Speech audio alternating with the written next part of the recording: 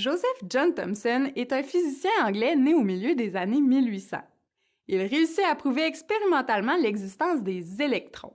Cette découverte est le résultat d'une série d'expériences sur les rayons cathodiques.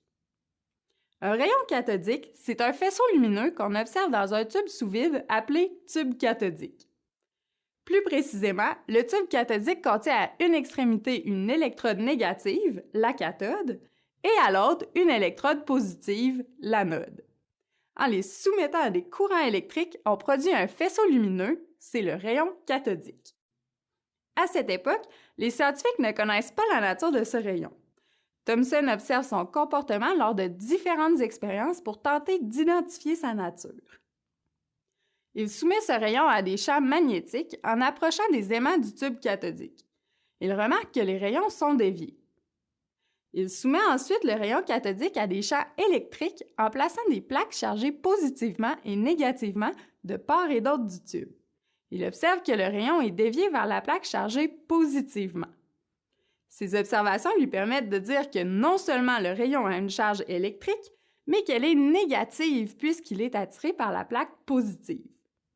En poursuivant ses expériences avec le tube cathodique, Thomson conclut qu'il existe des particules négatives à l'intérieur des atomes. Il émet alors l'hypothèse que l'atome est une boule de matière positive parsemée de ces particules négatives qu'il nomme électrons.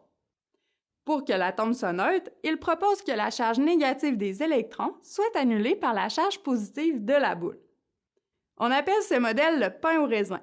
La mie du pain représente la boule positive et les raisins représentent les électrons négatifs.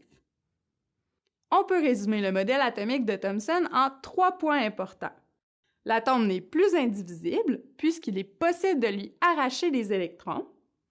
L'atome est une boule de matière positive parsemée de petits grains négatifs, les électrons, et la charge positive de la boule annule les charges négatives des électrons.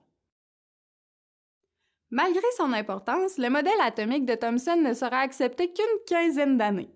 En effet, un de ses élèves, Ernest Rutherford, viendra rapidement peaufiner le modèle en ajoutant une nouvelle particule positive, le proton. Le modèle du pain au raisin cédera donc sa place au modèle atomique de Rutherford.